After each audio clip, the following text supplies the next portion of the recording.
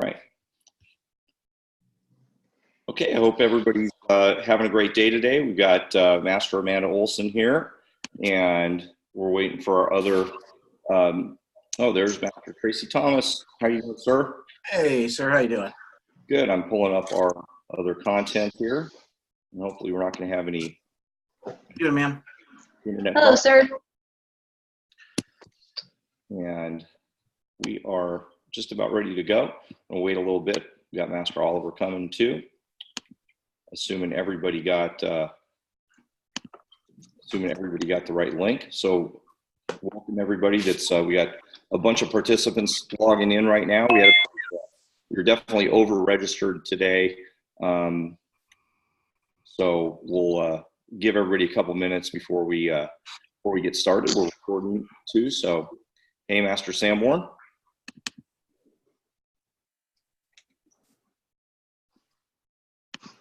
Checking audio here as we get started. And there's Master Oliver. I think we have a kind of a quorum here. Quorum, is that the word? That's the right word. All right. So welcome everybody. So let me get my screen up here. Hey, Grandmaster Oliver, how are you doing, sir? Good. How's your day? Hey, doing great.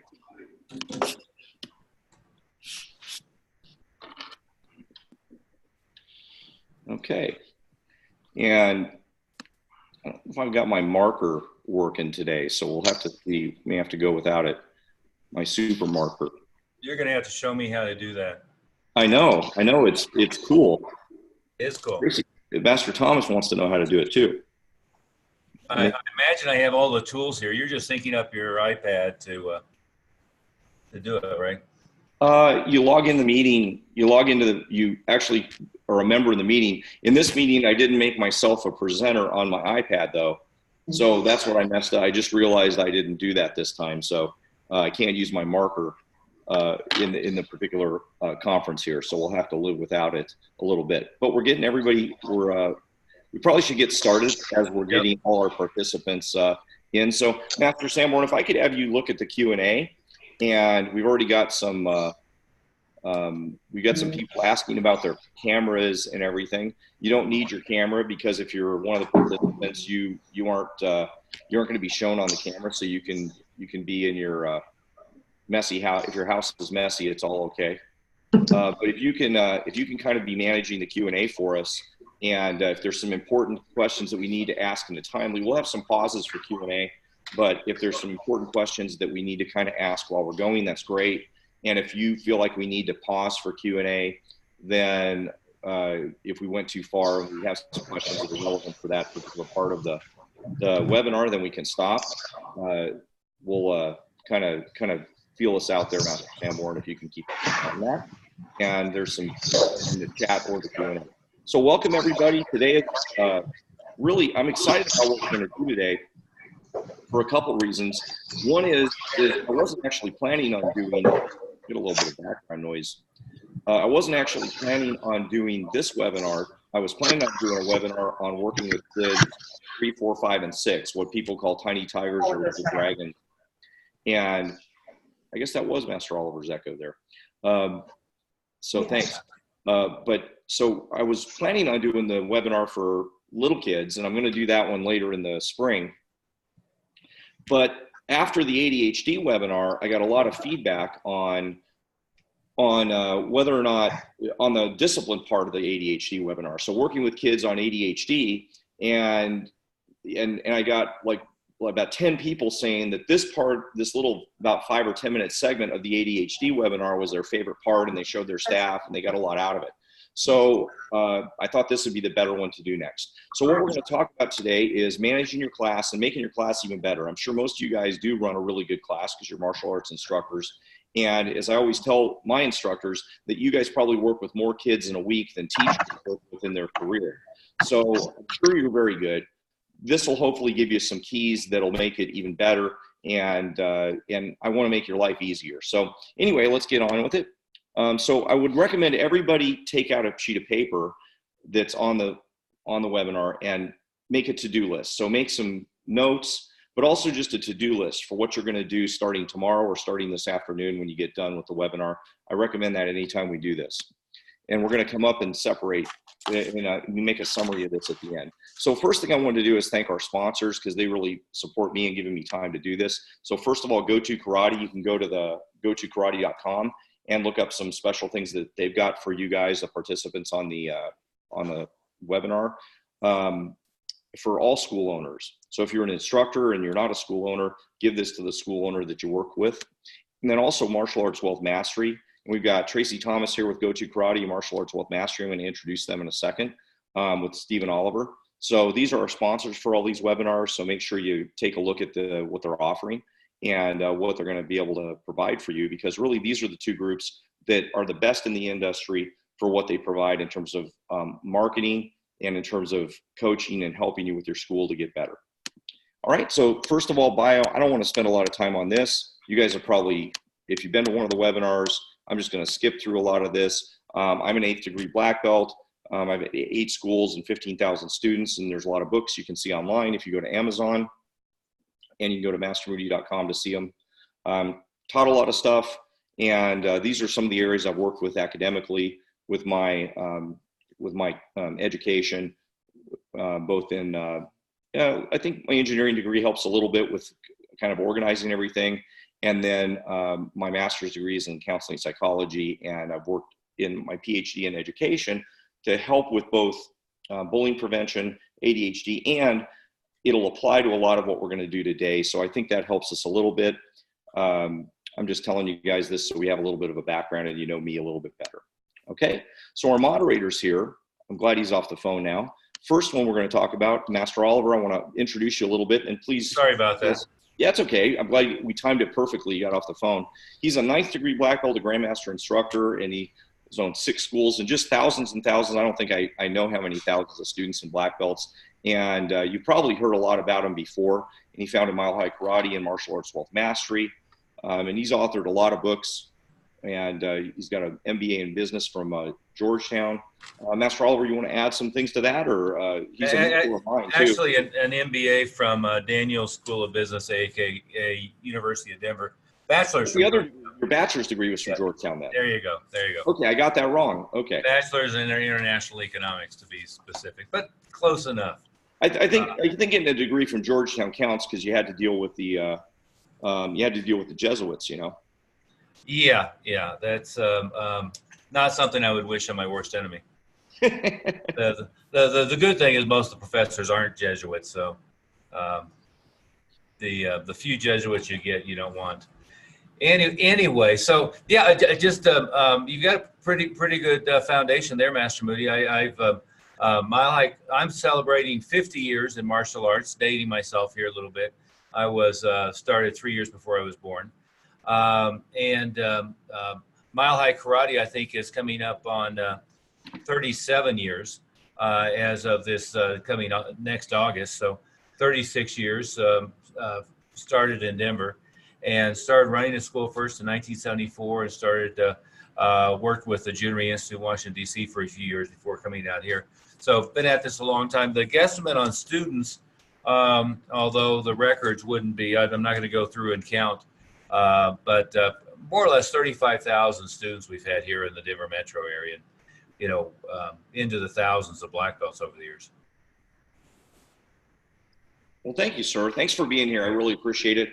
And a lot of people know Master Oliver because of business training. And I want you to know, we just did a big meeting up in Colorado and got to see his black belts and students. And everybody on this call, you may, and next coming up is going to be Tracy Thomas. You might be thinking about me or Master Oliver, Master Thomas, about a business and consulting, and then you should, because we all know a lot about that.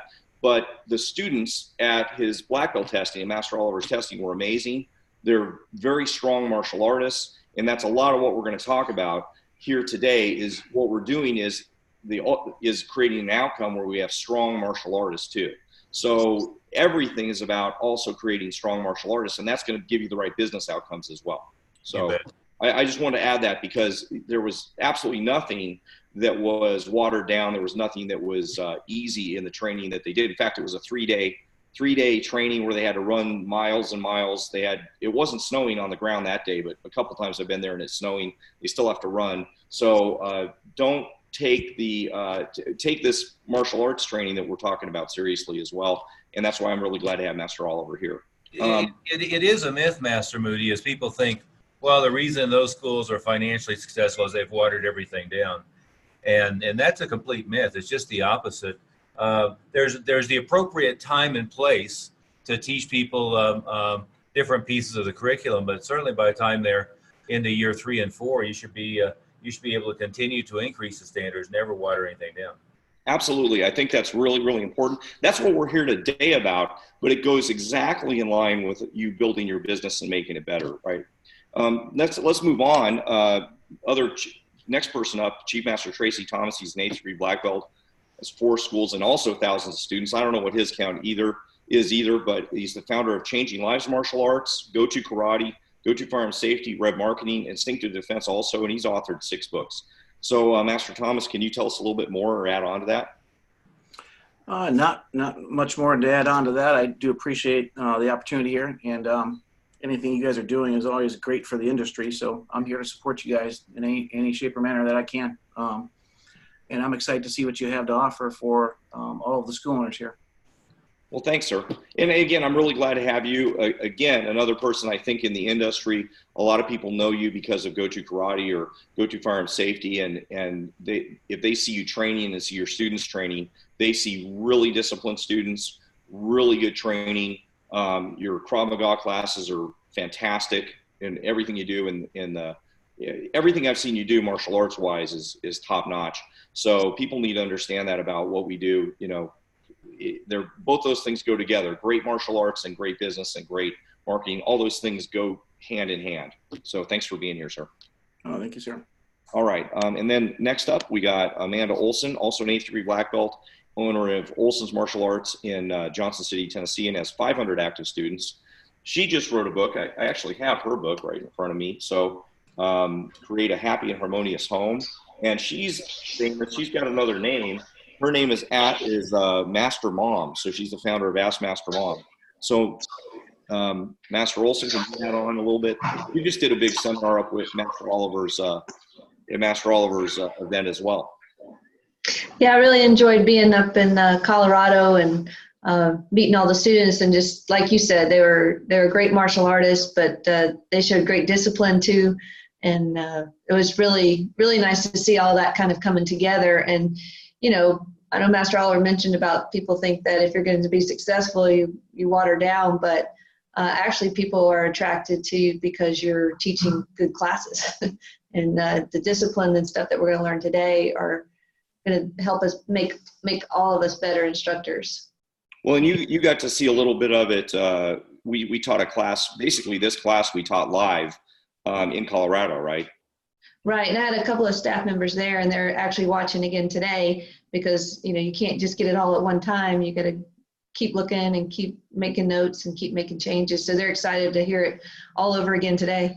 Awesome, thanks. And then we also have Master Laura Sanborn. She's a 6th degree black belt, going to become a 7th degree black belt here pretty soon. And she's the chief instructor for all of our schools, the KarateBuilt schools. Master Sanborn, I could keep going on and on about you. She's been, you know, the right hand for everything I've done, and gets to teach all of what I'm teaching, all of the staff that we have at our schools.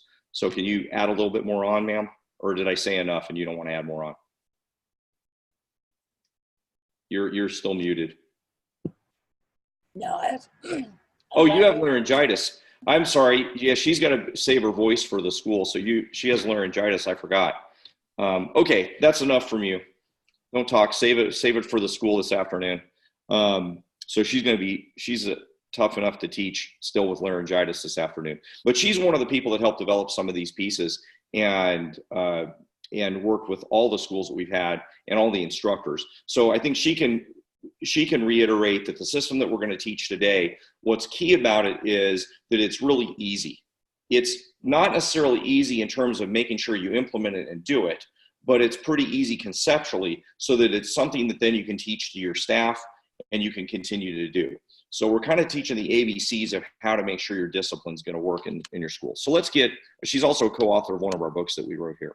Okay, so our goals today, we're going to understand class management just a little bit so that you can relate to teachers and people in elementary schools, because we want this to work for you well enough so that when you go out into the environment, if you're working, obviously we're kind of thinking about kids, and I'm going to focus on kids today, but everything we're saying applies to adults, it applies to parents, it applies to your staff. But we're going to talk about class management just a little bit related to educators outside of the martial arts. We're going to talk about basic behavioral psychology and what it means so that you can be a little bit more educated. We're going to spend a minute on that. 3 basic principles of discipline that you need to know. These are going to be write or downer things. And then we're going to learn the strategies and tactics and the main meat of this class, and make sure you guys have it down really well. Hopefully there'll be a lot of questions on this. So maybe Master Sanborn with her, I didn't know your laryngitis was still bad, so we'll have to work through that a little bit. I think it'll be okay. Okay, so what I want you guys to first get and just have written down a little bit and just kind of have these in your mind. When you're talking to teachers, these are the things that you need to think about. Teachers in school don't get much education in class management. If you look at a college degree, and I've looked at lots and lots of college degrees that are in the education field, at Stanford, at Harvard, they have an education program, Arizona State University where I went, Northern Arizona University, and other colleges around that I've looked at their education programs. Most teachers only get 1 class or 0 classes in class management in their college degree. It's really a travesty. If you go and ask teachers where they get their education from for managing the class, it's almost always from their student teaching. And if their student teacher their mentor for their student teaching was good, maybe they got a good education. If their mentor for their student teaching was not so good, maybe they got a poor education. Frankly, most of them will tell you, if you dig into what's going on, that they figured it out on their own. And that's probably what most of you guys had to do. So my training, I always tell everybody, my training to be an instructor was, my instructor asked me to be a teacher. I don't know, most of the guys on the call probably had the same experience. He said, hey, you want to be an instructor? I said, sure. He said, show up on Saturday and help me teach classes. I showed up on Saturday. He said, warm up the class. And then he left. That was my teaching training. So nobody taught me how to manage classes. So I'm hoping this will help you guys a lot today. But teachers, educators with 4-year degrees, even with master's degrees, don't get any classroom management instruction. So you're not alone in this. Here's some books you could read, or here's some things that teachers commonly train on. One is a book, and I would recommend this book, First Days of School by Harry Wong. There's another common thing that people use. I don't like this one as well, but you'll hear it when you talk to teachers. Love and Logic. Fred Jones is another big name in the teaching profession. Positive Discipline, Jane Nelson is the one who wrote that. And then this is the one I highly, highly recommend. Everybody on the call should memorize this book. It's a very short book, and we'll refer back to some of the principles from this book, 1, 2, 3 Magic by Thomas Phelan. So this is probably the most important book, in my opinion, ever written for teachers, for parents, and really for us in class management and any kind of discipline training for kids. And really, again, it applies to everybody else, adults and staff too. So this is your quick version of class management. So now, why do we care about discipline? Really important is, and I did get my marker working here, really important is the idea of how you manage class. And how you manage class is what is first starts with discipline. Next, for us, and the way we always teach instruction, is going to be how they're motivated. And the last thing is knowledge. And Master Sanborn, there might be some questions during this part, so please interrupt if there are. Discipline, where a lot of instructors kind of have mistakes, is they're teaching class and they feel like the important thing is to get the material down. I've got to get, in some systems, a form down, or I've got to get, in some systems, like the move down or the drill down or the thing down that they need to learn so they can test. Same for teachers. They want to learn the ABCs, or they want to learn the spelling words, or they want to learn the math problem that they got to learn. So that they think that knowledge is the most important thing. And certainly knowledge is the outcome that you want. You want them to learn the stuff so that they can, you know, pass the test, whether it's a martial arts test or anything else. The problem is that if the class is not well behaved, I think everybody would agree as I draw this, that they can't really get there. They can't learn knowledge. So when I watch a class, if I was going to watch any of you teach class, I would only watch discipline and make sure discipline was done right. Then I would watch, there's my spelling for motivated, whether the emotions of the class and whether the class was motivated. Now this could be positive or negative motivation. If you're at a boot camp and you're in the Army, you might be getting yelled at. That's motivation too. That's not probably how your class is run. But this could be positive or negative motivation. But motivation, it's a separate topic. We can do in another webinar. But we need to first have discipline. This is number one. Then second is whether the class is motivated. And finally, third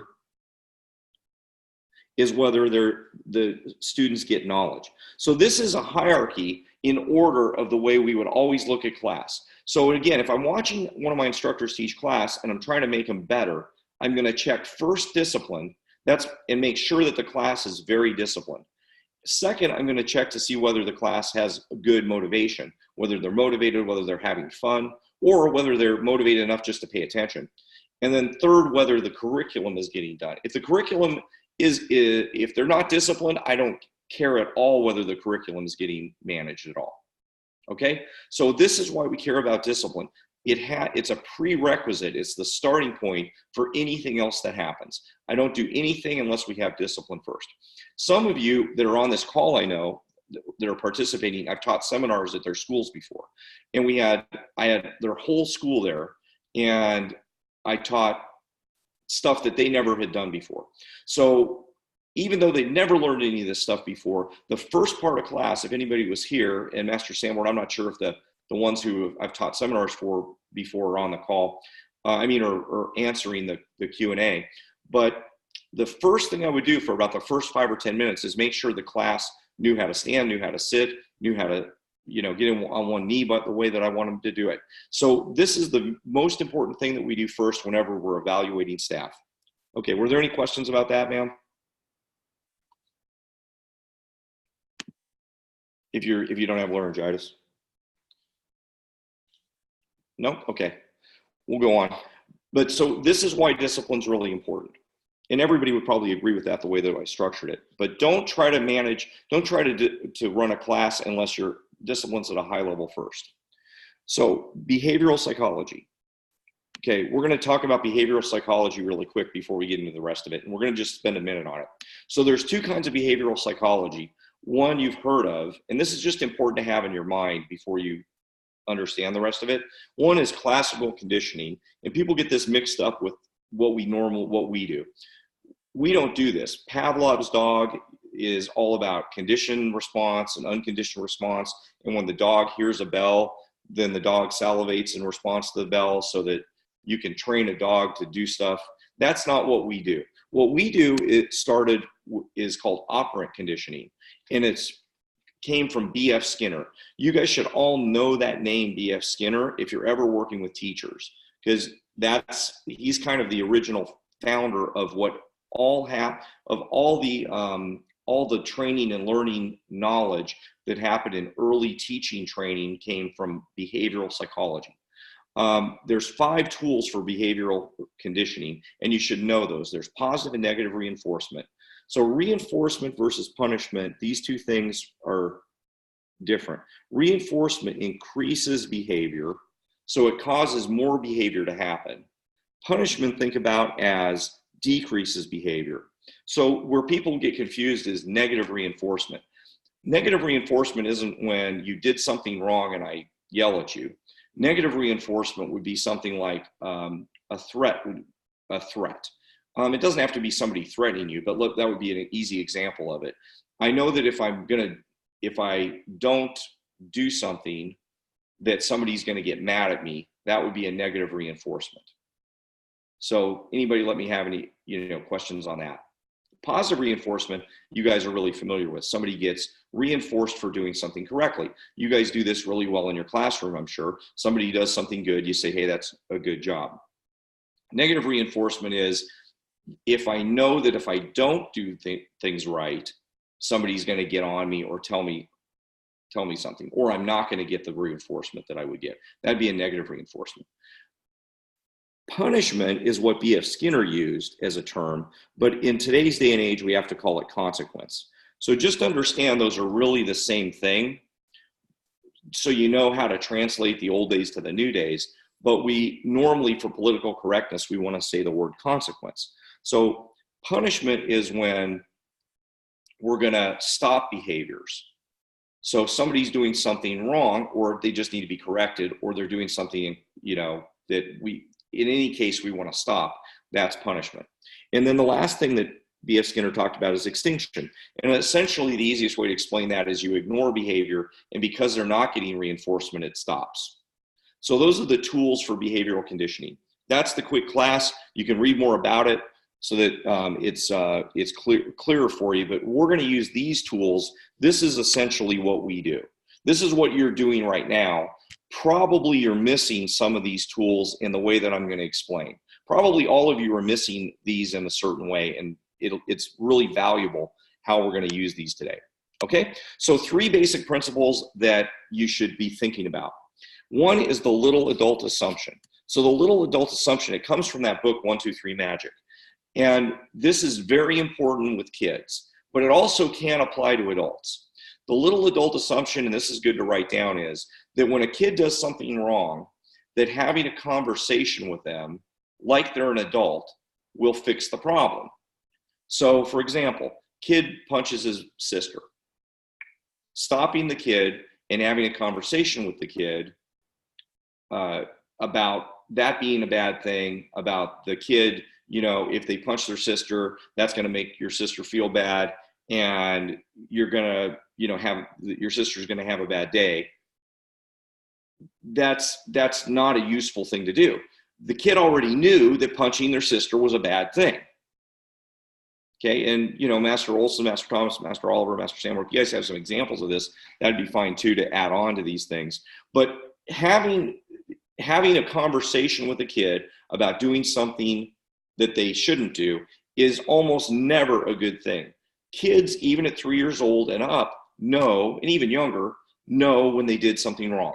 If they broke something, they knew they did it. If they did something incorrect at home, they know that they did something wrong. So having conversations with them won't really help.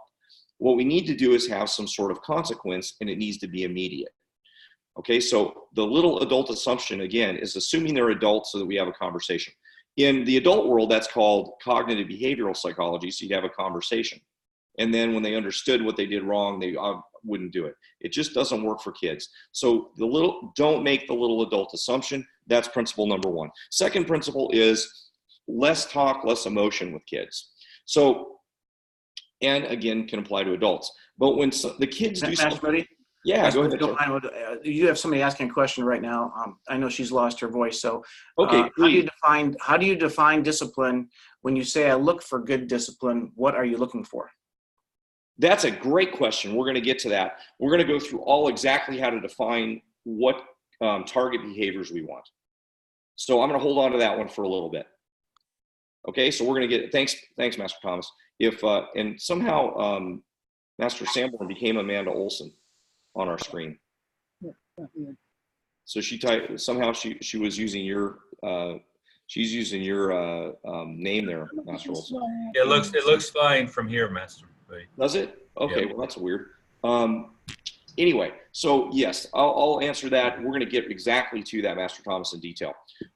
So less talk, less emotion. That's the second principle. So when you're working with kids, what happens is, and the best rule I have is for this is the emotion that you express is the emotion that they need, not the emotion that you feel. So when kids have a problem, when kids make a mistake and we need to stop a behavior, what we need to do is stop the behavior, let them have time, or let there be whatever the consequence is, and we'll talk about the consequences that you should use. In B.F. Skinner's world, that was called punishment, but we don't want to use that term now. We want to have some kind of consequence so they know that they shouldn't do that behavior, but having less emotion about it. What we tend to do with kids, both in our class and as parents, is we have too much emotion because we're upset about the problem. But what we need to have happen is make sure that the emotion that gets expressed is what they need. Now, sometimes kids might need us to be upset or have anger, not usually in our martial arts school, but even at home. They may need that because they may not be able to understand, or they may not be able to hear it unless there's some kind of emotion associated with the conversation. The best example I can give of this is a kid falls down. Parent number one goes to the kid and says, "Oh my gosh, are you okay? Is your head okay? What's going on? Are you okay? Are you hurt?" What's that kid going to do?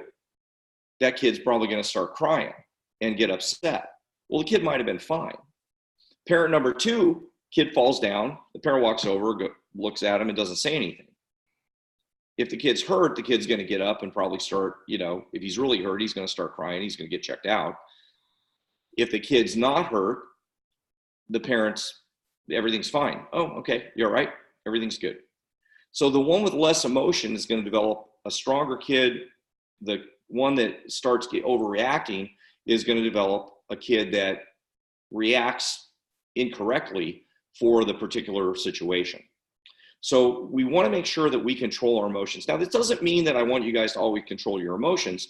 I want you to be able to express your emotions freely to your friends and family and other people. But when we're teaching class, we need to make sure that the emotions that we give them, sometimes really energetic, sometimes very stern, sometimes however it needs to be what they need for that moment, not what we necessarily feel.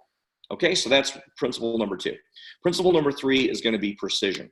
It's going to be defining kind of exactly what Master Thomas is talking about, defining target behaviors. So the first step to discipline is defining exactly what we expect.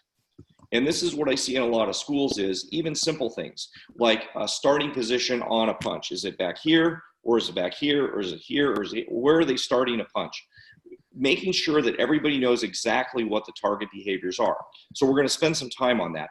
This is what we'll spend time first on, and then we'll get to to how to make sure we enforce those target behaviors. So the three basic principles are, number one, don't have conversations with kids to try to fix it. Make sure there's a consequence system in place, which we're gonna establish now. Make sure there's less talk, less emotion, and make sure you define target behaviors. Those are the three principles. Okay, so now we're going to define the system.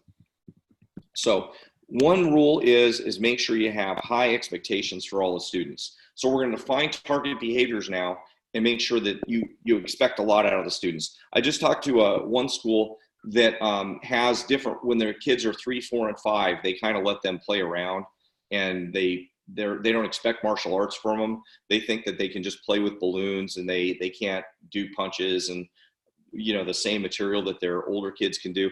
I think that's ridiculous. I think that little kids can do really, really good material. Can they memorize as much as an adult? No, but they can still do really strong martial arts. And we should have expectations. They need to do whatever we decide is behavior. The secret is that the higher the expectation is, the higher the expectation for discipline, the easier it is to keep a disciplined class, and the more fun everybody has. The key is making sure that everybody on your staff, all the parents, all the kids, everybody knows exactly what the rules are, what those behaviors are. So we're gonna make sure that we define those first. So we've got to define what the behavior is and what we expect.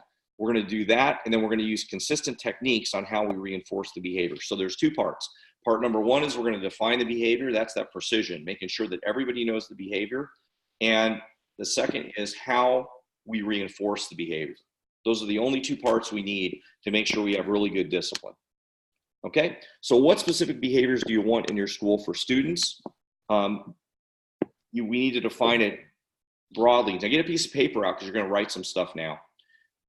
You should have very specific behaviors before they get on the mat, when they're walking in the school, as soon as they walk in the door, as soon as they get off the mat, and what they should be, how they should behave on the mat. We have behaviors defined for the parents. I'm going to show you some of those behaviors too in a second. We have them published on the wall. we have behaviors for the instructors, how they should dress before they get into school. So they don't get to wear like gangster looking clothes before they walk into school. They have to be dressed a certain way. They have to be dressed another certain way when they're teaching on the floor. They don't get to wear whatever kind of karate t-shirt they want. And how the staff, instructors versus, full-time staff, they have different rules. And if the key point is, if you haven't defined these rules, when we think about the word discipline, discipline means doing the same thing. And maybe that's the question, Master Thomas, that a little more specifically that was asked. It means doing the right things at the right time. If we don't know what the right things are, then we can't have any discipline. So what we have to start with is defining what the right things are. Okay, so what we would do, and we're not going to do this in detail today because of our time limit, but what I would do at your school first is I would write down students. And then I would write what behaviors we want for them. So when they walk in the school, they should bow, and what they say. And in our school, they say our life skill. They don't say the word life skill, but they say what the life skill is.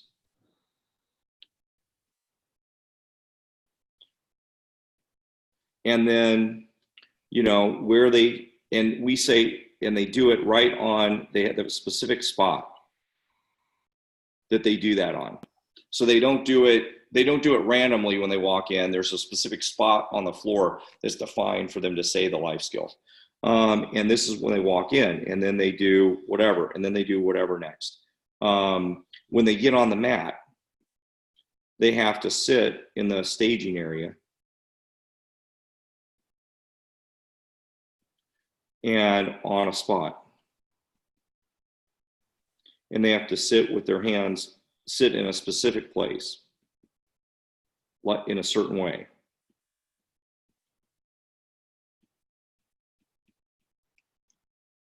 So this is just one part of the process. So we would go through and make this list for the students of everything. And this is part of our instructor training. So during a certain part of our instructor training, remember we had the discipline, motivation, and knowledge. We do this for 4 months, and we do this for 4 months, and we do this for 4 months. So during this 4-month period, during our instructor training, we spend making sure that they're really clear on what all these rules are. And then it rotates every year. We also have rules for the parents. What should the parents do? I mean, the parents don't get to talk on their cell phones during class. The parents should be watching the class. They should be responding when we ask them to respond. Preferably, the parents should be taking class with them. That would be the primary thing, is that the parents are taking class with them. So we define what all these target behaviors are. Let me be even more specific. I'm going to show you some examples of what we defined. So here's what we have in our parent waiting area. This is a sign that's up in our parent waiting area. So after we define them, now there's more behaviors we expect, but these are some behaviors that we have that are defined. So for example, we may be asking you to participate, so be ready. Have your cell phones on vibrate at all or off at all times in the academy. Please clean up or straighten your space when you leave. Make sure it's ready for the next person. Limit talking to whispers, and so on. There's no food or non-water drink in the waiting area. So they don't get to have a sandwich and make it all smelly in the school. So there's be ready to clap or cheer, and you'll know when. And students should be carrying their own gear. We make sure they empower their kids, so they don't get to carry the gear for their kid and start teaching their kid the wrong things at an early level. They've got to learn to carry their own stuff. And this actually has to do with the way that particular school's laid out. They can't reach over the wall to place their gear bags. Don't talk or motion to the students in class. They need to listen to the instructors, and so on. So there's really more rules than this, but these are just some rules that we make sure we reinforce. And then other rules we verbally tell them. I would ask Master Sanborn for some more, but I don't want to make her talk. Maybe you guys have some other rules, Master Olson, Master Thomas, Master Oliver. You guys have any other rules that you'd have for parents? No, I think that's pretty good. And you're answering Shane Weaver's question, which is how to really convince the parents, how to explain to the parents, one, not communicating to kids like little adults, but probably more generally, specifically, how do you implement this strategies with the parents' full buy-in? Well, that's a good point. So one of the things that I get asked when I explain this system is, well, do you have some kind of parent meeting, or do you have like a big thing about it? No, you just like hang the sign up and then start, when they start doing the wrong things, just go, oh no, like for example, if the parents are constantly like pointing at their kids and telling the kids to behave in class, we never allow that. That's like a complete no-no. I don't want them ever to do that. Now, I do want the parents to clap for the kids. I want the parents to stand. If they're watching, I'd rather have the parents in class. But if the parents are watching and I want them to stand up at a certain time, or I want them to participate, or I want to ask the parents a question, which, by the way, we want to do a lot of, then I want them to be responding. And if the parents, for example, though, are pointing to their kid or telling the kid to watch the instructor, I don't want that at all. I never allow that. So I just said, oh, make sure they're going to watch us. You don't have to direct them. We'll let them know. And that's all we do. We just stop them immediately and just implement these rules as if they were always the rules. Because honestly, until I put this sign up, they were the rules, but we just didn't have a sign. So don't worry about like making a big deal about having these target behaviors you're going to define for the students. A lot of them are rules that you already have. They're not necessarily new rules. Just list all the rules you have and then define them. So there's two parts of this. One is some of the rules, I bet you, if you're not doing this, your instructors have a little bit different rules for things. For example, maybe how they call this position for a punch, they may call it one thing and you may call it something else, or somebody may call it something else. So all those words should be the same. For example, this is what we made this is a big poster we have up front it's on foam board on the front. So for kicks, for example, that's how the 4 parts of a kick, that's what we call them. And that one actually everybody had pretty good, but for hand techniques, we use these 5 parts of hand techniques. They don't get to starting point we call it this starting point. We don't call it something else. They don't get to say this is chamber or loading, or I don't know, I've heard 15 different words for it. So they don't get to use different words. They use exactly that word for it. They can't use another word. They have to use that word. So now the students are really consistent. The instructors are really consistent. When my students become instructors, they're really consistent. So these are all different terms that they use for all the different words. So it's not just defining the behavior, it's how we use terminology for them. Then the class can be very, very disciplined. These are the rules for shoes. So we have a shoe, we buy them at IKEA. Somebody asked a question there too. We buy these shoe racks at IKEA, so they pull them out, they put their shoes in and they close them. This is on the shoe rack. So these are the rules for the shoes. For example, if they leave anything inside the shoe rack, we're going to throw it out.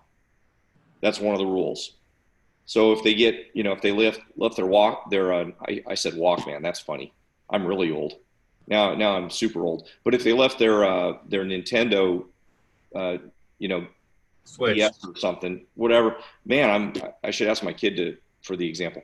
But if they left their Nintendo DS in there and, we threw it out or gave it away, then that's too bad. We told them. So that's the shoe rules. How the tracking cards get taken care of, we use that. And if they lose their card, the replacement cards are $10. It doesn't cost us anything, but we don't care. They have to be responsible for their cards. So this tells them how they take care of their cards. So those are examples of all the different things that we have. First thing we do is define target behavior. Do we have any questions so far on that? No, sir. Okay, so those are the behaviors that's how we define behavior. So job number 1 is define so everybody's clear on exactly what behaviors we have in the school, where people stand, where people sit, what the parents should do, what everybody should do. If you don't have those behaviors really well defined, then it's very difficult to do the next step. The next step is, once they're defined, how do we enforce them in a way that's going to work? And it's actually very simple. We have 3 areas that they could either be operating in. Either they're doing the target behaviors, So if you get a piece of paper out, and because you're going to have some notes on the next part, and they're doing the target behavior. So we call that a T. The next area of behavior is off target. So they're just doing it a little bit off. And the third area is outside that. So they're outside the off target behavior. So that requires some sort of consequence. Okay, so let me explain it a little bit more in a little more detail. So if they have target behaviors, we should do something. If they have off-target behaviors, we should do something. If they have consequence behaviors. Now let me explain off-target behaviors first, because this is the one, and here's the magic of what we're going to do today. This is the most important thing we can probably do today. This is the most important thing for you guys to listen to today. Off-target behaviors, you guys are all probably absolute experts at. You're probably the world's better than most elementary school teachers, because again, you probably deal with more kids in a week than teachers do in their careers. They do 30 kids or 20 kids in a year, and they probably have a life expectancy of teachers of 10 years. That's 200 kids. You guys deal with, that in a week or, in a short amount of time. So you guys deal with lots and lots of kids. You guys are great at this. When they're doing something a little bit wrong, we do corrections. You guys are probably really good at that. Hey, fix this problem, or fix your hand, or fix your kick, or stand up straighter, or do something else. You're correcting something. That everybody here is probably really good at. The other thing I bet you're really, really good at is reinforcing others. So I bet you everybody on the call here is absolutely fantastic. When the class is running and somebody's doing something wrong, it's a little hard on our webinar here to show an example of that, but if I said, look at Johnny standing really, really straight in class, the rest of class would straighten up. You guys probably do that every day, all the time. You're probably fantastic at it. By the way, teachers, elementary school teachers, are also really, really good at this. They're really good at correcting and reinforcing others. Okay? What my guess is you're probably not as good at is if the behavior gets out of whack so bad, what do we do for a consequence? So what I want to talk about is the system that we should use if there's a consequence. So now, what's a consequence behavior? So a consequence behavior can be one of two things. It's similar to the bullying prevention, if you were at the bullying prevention webinar, where it's a behavior that's repeated over time, or it's severe. So if they continue to goof off, or they continue to not stand straight, or they push somebody, so it's severe. They hit somebody, that's severe. So a consequence behavior is anything that's repeated over time or severe. Think about it that way. And then we use the system 1, 2, 3. And you can get that from the Thomas Phelan book. It's a great longer description than what I'll give you today. But the way this works is you give them a warning. That's 1, that's 2, and that's 3. Generally over about 5 seconds, not 5 seconds in between. That's 1, couple beats. That's 2, couple beats. That's 3, 5 to 6 seconds for the whole thing. And the reason for this is that you want to give them some warning, and then at 3, there's a consequence. And the consequence for kids is typically timeout for the number of minutes equal to their age. So they would sit out of class. So somebody continues to goof off. That's 1, that's 2, that's 3, you're out for 6 minutes. And that's it, that's the entirety. Remember, less talk, less emotion. I'm not emotional about it. They sit out, you're watching the clock for however many minutes while you're teaching class. You go back to teaching class, everything's fine.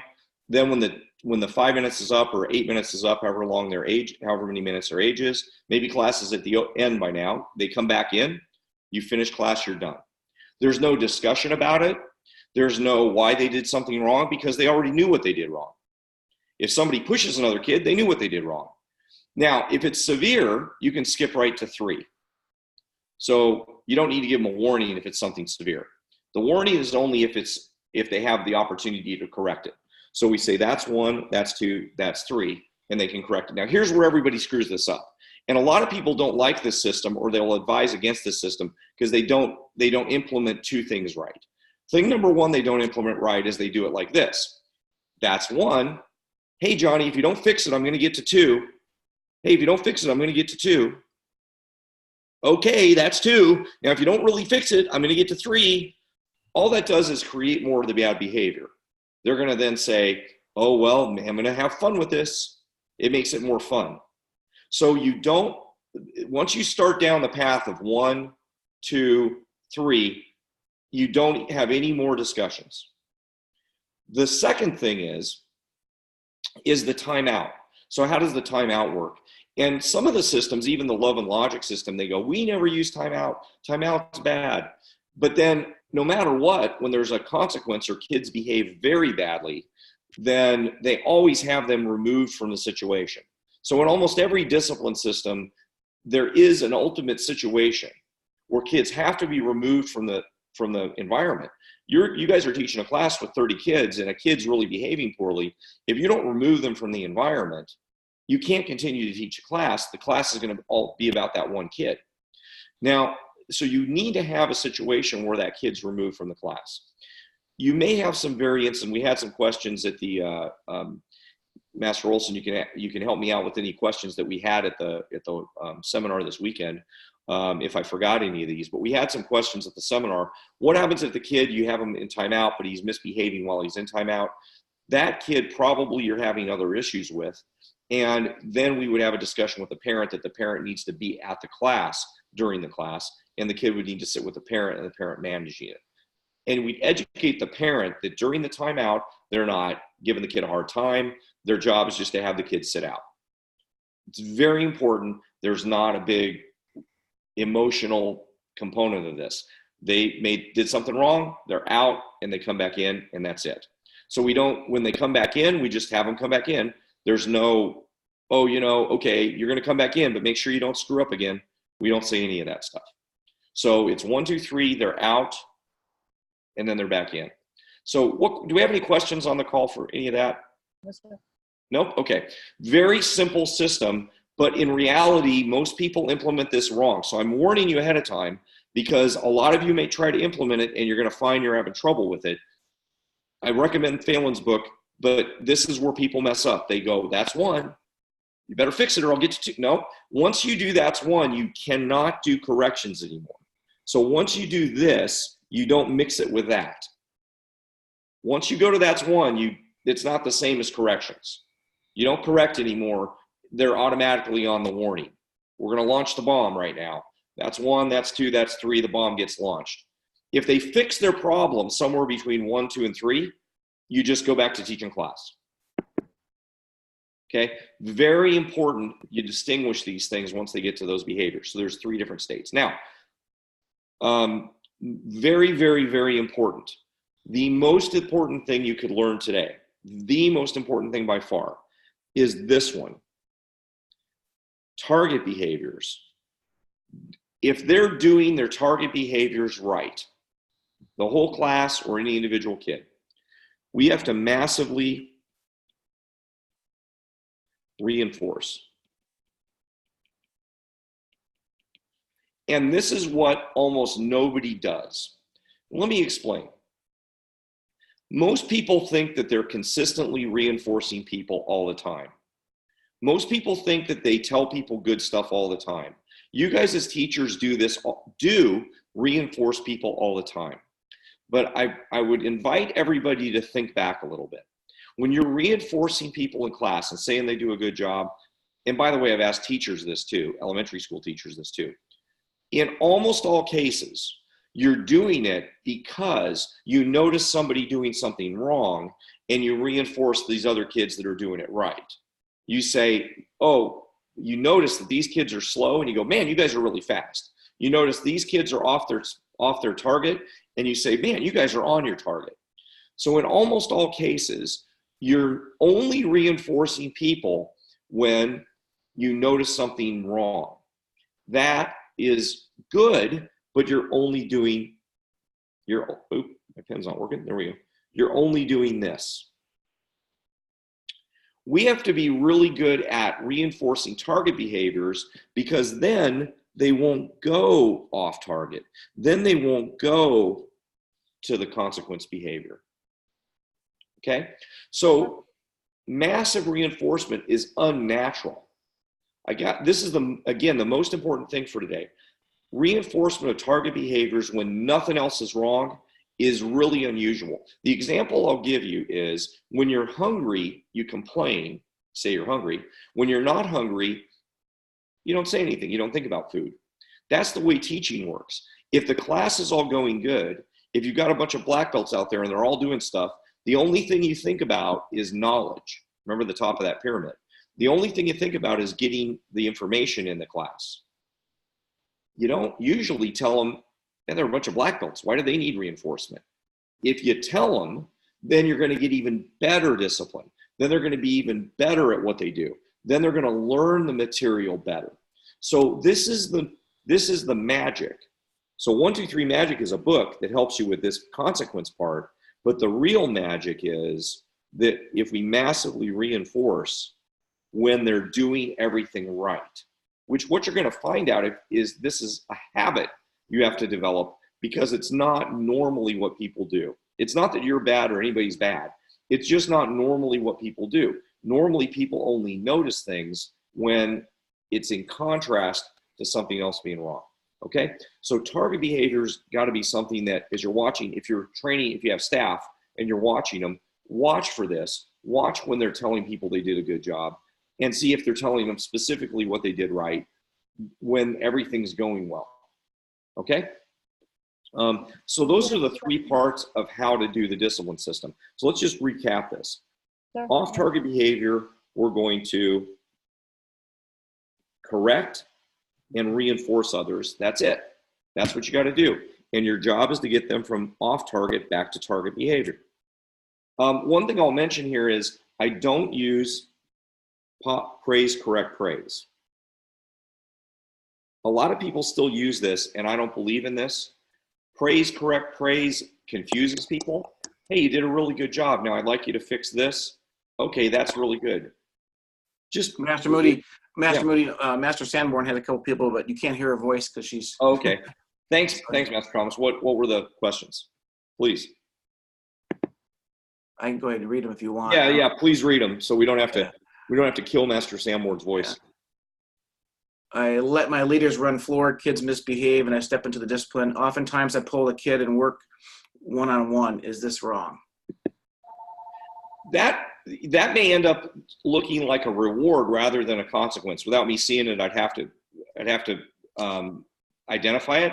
But if a kid's not behaving, then the best instructor in the class works with them. That may end up looking like a reward for the best instructor. Now, if it feels like a consequence, then it might work. It also, if you're available, I might what I might do instead of that is have you just take the whole class over and implement the consequence for the student. So now the whole class gets you and you use the same amount of time. In other words, if you have a leader, again, I'd have to watch the class, and then you have the whole class going on like this. This kid's misbehaving. If you have to come in anyway, I might just take over the whole class, make sure the consequence gets implemented so he's out. The whole class gets you for that same amount of time, so you're not spending any more time on this whole thing. And then he gets to come back in when he's done his time out, and then these kids can run the class. The real thing is these kids probably can't handle it because they don't know this system.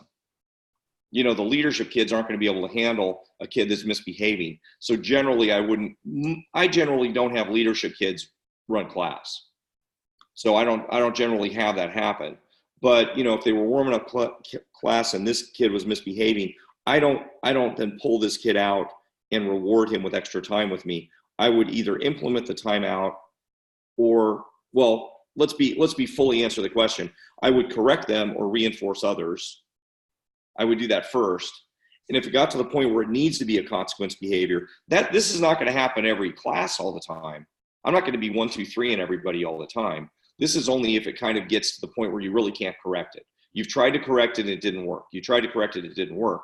So if that needed to be the case, I would either do one of the other of the things. I would do off-target behavior skills, or I would do consequence behavior skills, and I would either take this class over, or I wouldn't probably take them out. Again, I'd have to look at it to see if that was right, but that's a good question.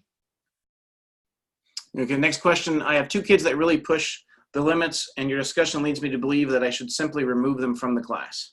Well, remove them from the class. That's a really great question. So here's what usually happens. They push the limit, push the limit, push the limit, push the limit, push the limit, and then you remove them from class. That's usually too late. If I know a kid is going to push the limit, so they start out and they're maybe they're standing at attention at the beginning of class, but as soon as class goes on, they're off target behavior. Remember, the definition is it's repeated over time or it's severe. So they've repeated it over time because they were terrible the other classes. So as soon as they get a little bit off target, they might get counted immediately. So they're in Master Olson's nodding her head. They might immediately get counted. I would not give them any leash. As soon as they get a little off target, boom, that's one. Because I want them to get to the point where if they see me just put my finger up like this, they know that they're done. They know that 2 and 3 are coming. See, then this is really important in the 1, 2, 3 system. If they know that 3 means something they don't like. Now, if you make it so that 3 means if they like sitting out, then you have to change the consequence. But if 3 means something they don't like, it's boring to sit out, they really don't want to do that, or they don't get attention. So let's assume that's the case for purpose of discussion now. If they know that 3 means that, and they know it's going to happen quickly, then all I should end up having to do is do this, because they know 3 is coming. But if in that other scenario where I go, that's 1, or 1 takes a long time to get to, and they can misbehave a long time before they get to it, then they get a lot of slack. So in the example that the guy gave, yes, you should take him out of class, but what I would say is do it really early. So if it was my class, I have this circle here, I would want my class to have a really tiny T circle, target behavior. I want my targets to be really small. I want everybody really behaving good. Off target to be smaller for the same amount of behavior as I'm drawing between these 2 circles. And my consequence behavior is going to be, I'm going to have a smaller threshold for when I start the counting. But what's going to happen is nobody should ever think in any of these cases the classes aren't fun. They're actually going to be more fun because we're going to spend less time goofing around with problems. Master Moody, not to interrupt you and don't lose the thought. I've got to jump to our other video meeting, and I apologize that I have to run for everybody before we're done, but this is great material. And I can't emphasize enough, the more disciplined it is, the more fun they have. And the more undisciplined it is, the less fun they have. It reinforces what you just said. Appropriately disciplined, like what you're teaching. So thank you, Master Moody, for great material for everybody. Any questions for me, I'm happy to answer them after the fact here. Yes, sir. Thank you. Thanks for being here. You bet. So thank you, sir. And everybody should go to martialartswealth.com and get some of the resources there. There's a lot of free stuff you can get there as well. So thanks to Master Oliver for being there. So that's a really good question, Master Thomas. Hopefully that covered it. But ideally, we want to be really tight, especially for a kid I know has got a problem and is going to have a behavior issue. Past experience matters. If they're a little bit off, as soon as they're off, they can get counted and out of class. One last question, sir. Yeah, please. Another participant is asking, what would this look like in the middle of an active sparring class? Once so an active sparring class, and not following the drills, stop the whole class and start counting? Yeah, so we have to because that's a safety issue too, right? Okay, stop. That's 1. That's 2. Because in that case, let me restate that. It probably is a safety issue, and it would just be that's 3 and he's out. My example of this is my kid. I learned this system back when he had autism, and he couldn't speak when he was 3. So he couldn't understand or speak, but I still used the same system with him. And if I did that, he would stop. But if he did something that was more severe, it was that's 3 and he's out. And the same with like an active sparring class. Active sparring class, somebody does something severe, that's 3. Now, by the way, use that terminology as well, because you want the students, you're not going to count people very frequently.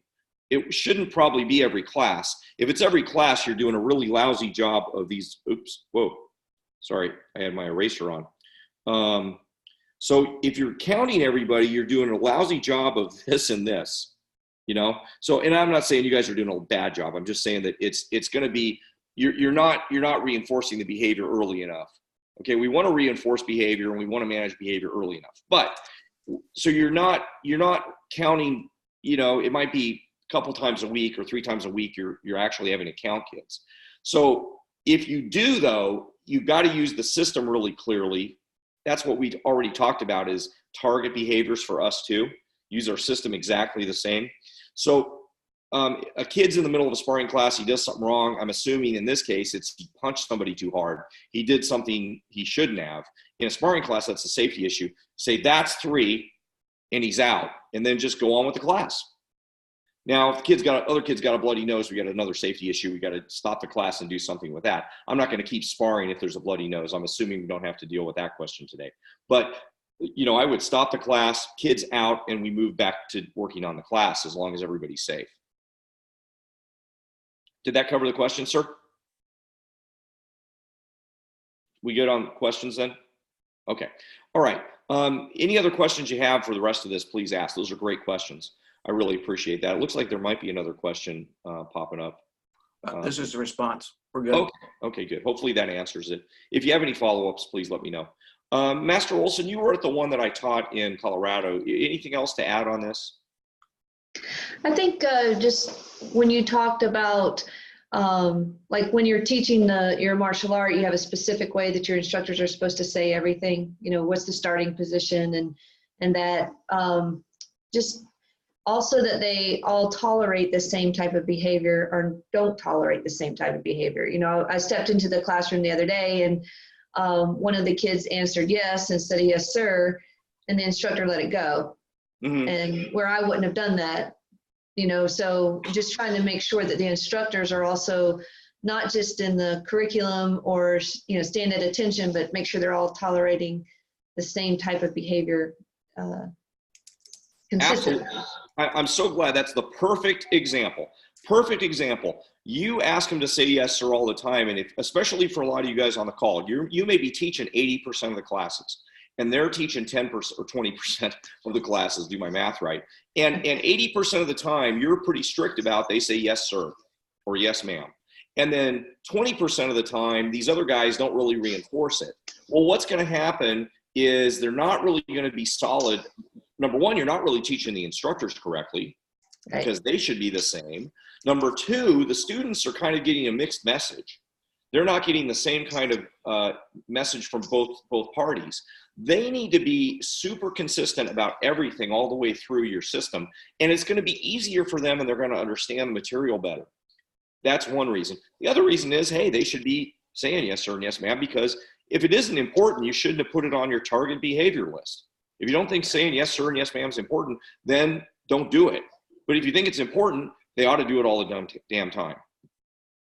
So that's a great example. And what I noticed is when I was teaching all the time, all the students were really well behaved. And then when I started teaching less, then they started getting less well behaved. But I thought my instructors were really good. But I realized it was that I hadn't really, it was this discipline component where I was much stricter than them. My classes were more fun, but I was stricter. Those two things go together. Absolutely. More fun classes is more strict classes, but they need consistency, meaning we define the target behaviors and we're all doing it exactly the same. And we do this stuff. But a lot of us didn't learn this. Believe me, teachers don't learn this in school. This is not something that we learned in my martial arts organization. They have a fantastic instructor program. Anybody in my organization, it's a brilliant instructor program, but this part isn't in there. So we need to have this component as part of it. So I'm really glad to share it with everybody. Were you going to add something else, ma'am? Just that, you know, just to keep that in mind as you're trying to bring that target in, that smaller target, make sure that everybody in your school that works in your school or volunteers in your school is on board and understands that. Yes, ma'am. Yeah, and even the parents, it's I like it when the parents say yes, sir, and yes, ma'am. To me, I was in the Colorado event too, wasn't I? And some of the parents said yes, sir, and yes, sir to me. And I said, hey, thanks for saying yes, sir. I was teaching at my school the other day, and when they say yes, sir, I just reinforce them. I just massively reinforce. Well, actually, that would be reinforcing others because the other parents weren't saying that. And so that would be more like off-target behavior. I'm not slamming the parents and going, hey, you're a bunch of terrible people because you're not saying yes, sir to me. That sounds arrogant. But if I keep reinforcing the parents, hey, thanks a lot for saying yes, sir, then eventually they start doing it. And it's not because I need to be called sir. Who cares about that? I don't care about that. But what matters is that they feel like they're in kind of a better, like this pretty cool environment. It makes the environment feel really strong and awesome. Okay. Two more questions. Yes, sir. How do we make sure we don't inadvertently diminish authority of another trainer if we see behavior that may not be noticing in their class? We see behavior that they're doing that we want to fix. That they're not noticing. The trainer, their trainer or their instructor is not noticing it, but they, as the owner in this situation, this individual is seeing it, but his instructors are not seeing it. Well, I would say we want to make sure that we tell them in private, hey, I noticed that, and make sure that they fix it. Just do it in private. I wouldn't do it in the middle of class. The other way I might do it is he's teaching class, and let's say it's like Master Olson's example, and the kid didn't say yes, sir, but somebody else is teaching class and they didn't say yes, sir, to that instructor. Now I can actually bring that level of the instructor up. In other words, I'm an 8th degree black belt and I have a 3rd degree black belt teaching class. They didn't say yes, sir, to the 3rd degree black belt. I can, as authority figure, go, hey, you mean yes, sir, to that guy. And I can build that person's authority level up, if that makes sense. So that might be one example. I can reinforce the kids in the class from afar to tell them to behave better for that other instructor. And now that other instructor might get the clue that he can expect better behavior. Sometimes what happens with our instructors is, are they expecting the kids to be that good? Sometimes they just don't think they can be. A lot of you guys on the call are thinking, well, they're 4, so I can't expect them to be that good. No, you can't. So that's one thing. They may not realize it. But the general answer to that question would be, I would just tell them in private, so it's not in the middle of class, so that, hey, we want them to behave this way, and this is how we do it, and try to help them out individually. There was another one? Yeah, so does this take over the PCP role to fixing techniques? Yes, I had mentioned that before. I don't like PCP, the praise, correct, praise, because what it does is it confuses somebody. If I praise you, then I tell you did something wrong, and then I tell you did something right. It's like very complicated. What I do is we just correct and praise. Correct and praise is good. Hey, fix that. That's right. Fix that. That's right. And then do lots of praising. The reason that was invented, the praise, correct, praise, my pen keeps going to the other, sorry about this, guys. Okay, there we go. All right, my pen doesn't want to work now. So the reason we go to praise, correct, praise is because people generally don't praise much. This was a management tool. It wasn't really for educators. It was for managers. It started becoming popular in management books actually in the 80s, was praise, correct, praise. I think it was Blanchard that started it. And they said, well, you go to your employee and you say, hey man, I really appreciate the work you're doing. You're doing such a great job, but now I'm going to tell you where you really suck. And then please fix that. Okay, now you fixed it. Now I really appreciate that. And that was the praise, correct, praise model. And that is confusing for people. And we're trying to teach a class where we're educating people. So we just correct and praise. Correct and praise is good. And then lots and lots of praise all the time. And we'd like to see a 5-to-1 praise to correction ratio. If you always had a 5-to-1 corrective, and it's not artificial praise, it's real praise. If you're always massively reinforcing, my darn pen would work. Okay, pen's not going to work. So if we're always massively reinforcing the target behaviors, it's really, really easy to get a really high praise to correction ratio. So it's not going to be hard to do that.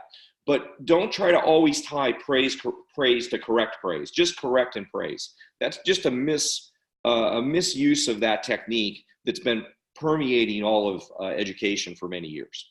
Yeah. Okay. I agree with that 110%. Yeah. Yes, sir. Yes, sir. And one last question, actually, was the first question. I guess it has not been answered yet. How do you define discipline? When you say I look for good discipline, what is that? Discipline is doing what they're supposed to do when they're supposed to do it. That's our actual definition of discipline when we use it for life skills, and it's true in the classroom, doing what they're supposed to do when they're supposed to do it. So we define what they're supposed to do and when they're supposed to do it, and then our job as instructors is to reinforce that. And our ultimate job is that they do it as self-discipline, so they do it without us telling them. So the 100% of discipline is doing what they're supposed to do when they're supposed to do it. That's our definition of discipline. So hopefully that defines it. Everything about this is really contained within that definition. We define what they're supposed to do, and we define when they're supposed to do it. That's the first part, is the target behaviors. That's everything about target behaviors. The how part of it, what we're talking about now with the correction, reinforcing, massively reinforcing, and the consequence strategies, is how we as instructors make that all happen. Our ultimate goal is that they're self-disciplined, so we don't have to do any of this and they do it anyway. And in reality, that's not going to, that's down the road once they're black belts, second degrees, third degrees. So our ideal thing, and by the way, see how this works into your sales process, so that as they're adults, that they can do this on their own. All right, awesome. Let us see if, oh good, my pen came back. Thank goodness, or we'd have that scribble on the whole page the whole rest of the way. All right, so here's some book recommendations, and you can go to mastermoody.com. One of these days, Master Thomas, we're gonna have this set up on a better page. So book recommendations, here's some books that you should get. I'm just gonna click through these, but some of you could take a screenshot or look at, I've got them on my book club link at mastermoody.com. 1, 2, 3 Magic, I mentioned that. The First Days of School is a great book, and really all that's about, a lot of teachers use this, and it's establishing from the first day, from our very first day when they take our first introductory class, they have a list of the rules, and we go through the policies and procedures at the school. So there's no question about that there's rules. I recommend Master Olson's book. You can buy that at Kindle and on Amazon. You can buy my books, Life Skills of Leaders. I should have a copy of that. You can buy that one. That's a good book for you to get, and that reinforces this. It talks about discipline. And then Master Oliver's book, The Way of the Mile High Maverick. You can get that for free online. And then Why Martial Arts Can Positively Change Lives. You can get a copy of that too at the book club. And you can just go there. But write these down. These are really, really good books that'll support what you're doing in your school. Let's talk a couple of ways about how you use this for marketing. So for all the school owners, when you're doing outreach, so sometimes I teach this and then people want to go teach this to teachers, which I do. I teach, in fact, we've got a seminar, Master Sanborn, coming up. She probably can't talk about it because she can't talk, but we've got a seminar coming up at an elementary school pretty soon that I'm going to teach this system to teachers because they really do need it. Probably that's not what you're going to do right now until you get really good and comfortable with it. If you want to learn how to do that, please contact me. All of you on this have my email, so you can contact me about it. But make sure you use this strategy. And if you go out to do a workshop somewhere, a demo, I don't really love demos, but if I did a demo, I'd have all the people in the demo stand up and do a class with me. I would be doing discipline work with them first. I would tell them, okay, we're going to stand like this, and we're going to do this, and we're going to do this. I wouldn't do any curriculum till I did that, and then I guarantee you the class is going to be more fun. Birthday parties, internal stuff, external stuff. I do not accept bad discipline. Give me 200 kids. I just did something. We had I did a junior high, which tends to be worst behaved kids, and I did 147 kids. I guess it wasn't 200. And first thing I did was how they stand and how they sit and how they get on one knee. That's all I did, and I made sure they knew how to say yes, sir. We always say yes, sir, because it shows manners. And I did that first before I did anything else. Use this, and you'll be thrilling everybody, the parents or teachers or whoever's part of it. If you do a Boy Scout thing, you'll be thrilling them. So have high standards. Use this. It's incredibly impressive. We get teacher reviews every time we do an external event, and I can share some of those with you. We get amazingly good reviews. We let them rate us from 0 to 10 on how our skills are. We always get 10s. In internal events, same thing. Birthday parties, we never have bad discipline in birthday parties. I started learning this early on. If you don't do this, then the kids come in and they're all crazy because they're going to get cake, and they roll around and they goof around on the floor. I hate that crap. I want them perfectly disciplined the whole time. And guess what? Again, they have more fun. So use this. This is going to be very impressive. And then I don't know if you guys had anything else to add. I wanted to leave a space. Any questions about this, or Master Olson, Master Thomas, Master Sanford, who can't talk, have anything else to add about using this for marketing? I'd just like to reinforce that, when you go into the schools and the teacher says, how did you get them to listen to you, or pay attention, or you have a birthday party, one of the things parents want is not just the curriculum that you're teaching, but also the curriculum that you're teaching is discipline and self-discipline. So if you're showing that part as well, that's what really impresses the parents. Absolutely, yeah. I mean, every time I do something externally, I always get the feedback, oh my God, they listen so well. Oh my God, how'd you do that? I don't do a lot of show and tells nowadays, but when I remember I did one, and I was at a classroom, and I left the classroom, and I didn't know it was a special discipline problem classroom. I don't know what they called it, but it was like they sent all the problem kids to this classroom, and somehow we ended up doing the class in that classroom. And I did it, and then the teacher came to me and says, "Oh my God, you were really good with them." And I'm like, I don't know, it was a normal classroom. I didn't think it was the discipline problem kids. But when you use the system right, and you use the system, they will be perfect all the time. But you've got to do what? Start with discipline first, and then worry about the other stuff. And frankly, if you do that right, that can be the whole class. So sales, in your introductory lesson, make sure that the target behaviors and what you do are part of the introductory lesson. So we have them, make sure that they're standing right, that they're sitting right. We expect them to behave right. When you show that to a parent, or even as an adult again, they feel like they're somewhere special. They feel like this is something valuable, and they see results in their kid immediately. So it's really important also that both kids are there, or both parents are there, so that they can make a decision and they can participate in understanding those rules. So you don't have parent number one, mom, come in and see stuff, and then parent number two, so that they end up not being part of the rules. So that's important as well in introductory lessons. And this will help your sales percentages. Anything else to add for me, you guys? Nope. Okay. I'll go quick because we're finishing up. And then for renewals or retention, look, if you don't have a well-behaved class, you're not going to have very many people staying at your school. They're not going to be having fun, and the parents won't like it. So this is for the kids that are behaving well. If you have kids behaving well and the other kids aren't, nobody's going to like the classes. It doesn't matter how good of an instructor you are. If the class isn't disciplined, it's just not going to go well. They're not going to behave. So parents won't like it. The kids won't be having fun. Nobody's going to be learning anything, and you're going to have trouble with your testing. It's just not going to be good. And the kids that are misbehaving are not going to stay either, mainly because it's not a very good class, and they're not learning anything either, and the parents aren't going to see that they're getting any benefit from it.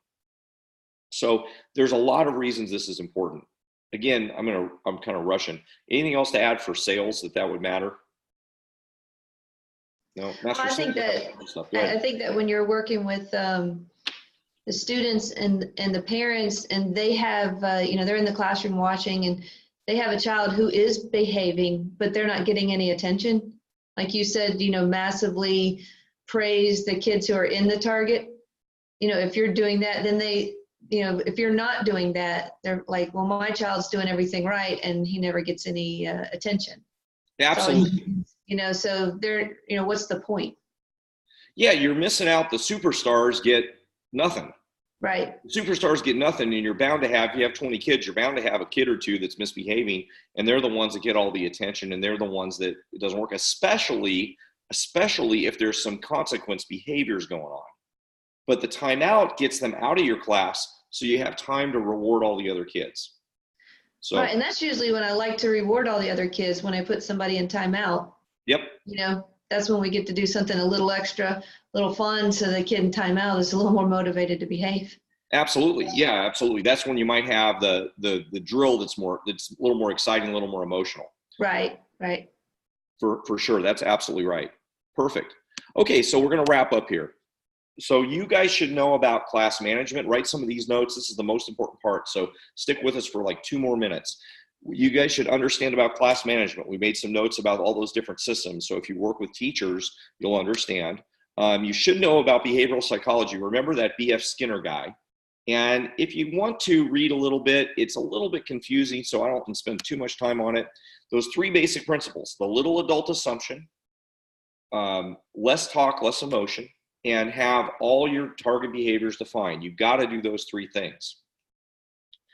And then now you have a really good class management system for implementing those behaviors.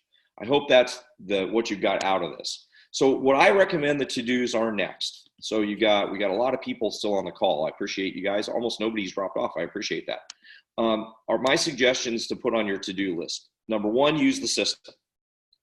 Number 2, train and practice with your staff. If you're a staff of 1, then when you're teaching class, just make some notes, practice. Are you doing this? Are you massively reinforcing it? Video yourself. You can buy some little cameras on the Martial Arts Wealth Mastery public Facebook group. I think we posted those. What kind of cameras to use. There's some for like $30 that you can record yourself all day long, and you can look at your recordings later. Really easy ones. But if you have some staff, practice this with your staff. Practice reinforcing target behaviors without corrections. So this is something you've got to keep doing, just like you're practicing your martial arts material. I recommend reading the books, and then please send me feedback. I've had a lot of really good feedback verbally, and then I say, hey, give me some testimonials, send me some feedback. We'd love to hear that. If you have some negative feedback, I'd be happy to listen to that too. I will not ignore it. I'd love to make these webinars better. So you could send it to me. Y'all got my email. That's directly to me. And then take advantage of our sponsors. Go to karate.com, has some great things for you. There's some free, you can get a free power page now. There's a bunch of free stuff there. You can see I work with them too, so you can get some extra stuff from me. And then martialartswealth.com, there's a bunch of free resources there. If you want to work with those companies more, you can, but there's a bunch of free stuff. So no reason not to take advantage of the free stuff. So last thing, the next webinar we're going to do is going to be on what people call tiny tigers, little dragons, little ninjas, something like that, but really the 3 to 6 year old age range. What I've noticed is there's a lot of really good programs there about looks and logos and curriculum, but the fundamentals of how to work with them is lacking in a lot of areas. The fundamentals of how to make this kind of stuff work, and the fundamentals of how to set up your curriculum so that it's going to be easier and you can get real martial arts out of it. So that's going to be the next webinar, and I think that's scheduled. For March. So I'm going to be sending some emails out on that pretty soon so that you guys can get ready for that. Hope to have Master Olson there for that, and Master Sanborn, and Master Thomas, Master Oliver, hopefully for that one too. So we get some good feedback from you guys. Anything else to add, guys? I think Master Thomas had to run. Master Olson, we were right at 90 minutes like the rest of them. So Master Olson, you have anything else to add? No, sir, just great stuff. And I'm glad that my staff was paying attention today, because it's stuff that we can implement really, really good. I think we need to definitely work on making our target smaller. That'll be a big plus for us.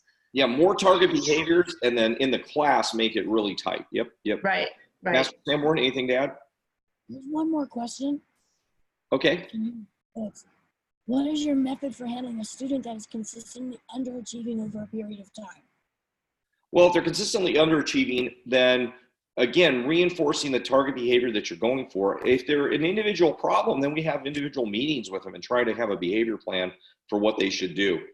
So there's nothing that can replace like having some individual effort with them and individual work. And sometimes if we do a private lessons with them, we will charge for that. So we always charge for private lessons, and our base price of private lessons would be $100 for a half-hour private lesson. So we don't charge small rates for that.